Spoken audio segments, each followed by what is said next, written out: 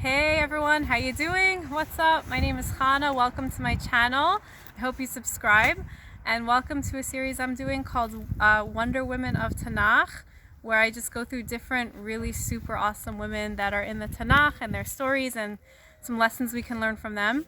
And with Purim coming, I figured I'd do Queen Esther, who is the heroine of the Purim story.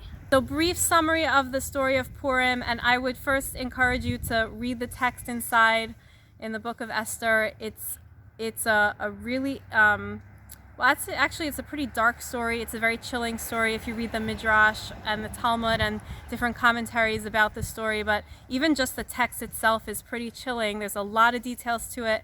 So I would definitely encourage you to learn and read about it. But I'll give you a very brief summary of what happened. So there was this king Achashverosh. He had his first wife killed and he was looking for a new queen. It became Queen Esther. In the meantime, King Achashverosh had this evil sidekick. His name was Haman.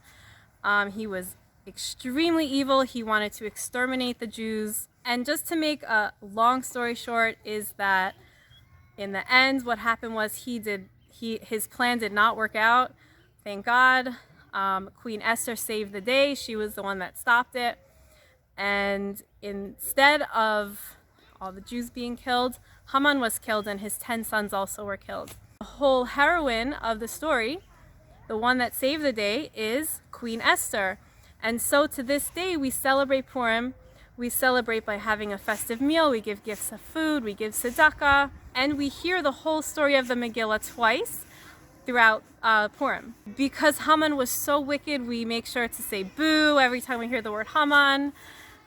It's a really fun holiday. It's a happy holiday. It's joyous. It's festive. But it was festive and happy for everybody, well, except for one person, and that was Queen Esther herself. What I really want to talk about is what we can learn from Esther. She wanted her story to be written down. She wanted her story to be told.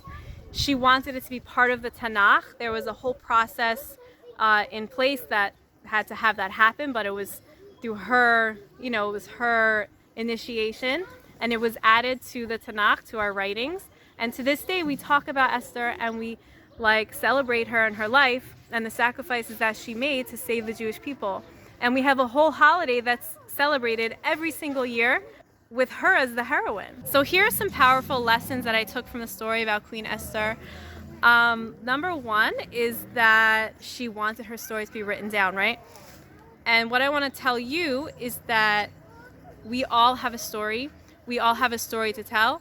We all have challenges and struggles, things that we had to overcome, things that we have sacrificed in our lives that made us the person that we are today. And it's your story. It's everybody has a story. She wanted to share it with the world, and that's one thing that I wanted to share with you about her, is just telling your story, sharing your story.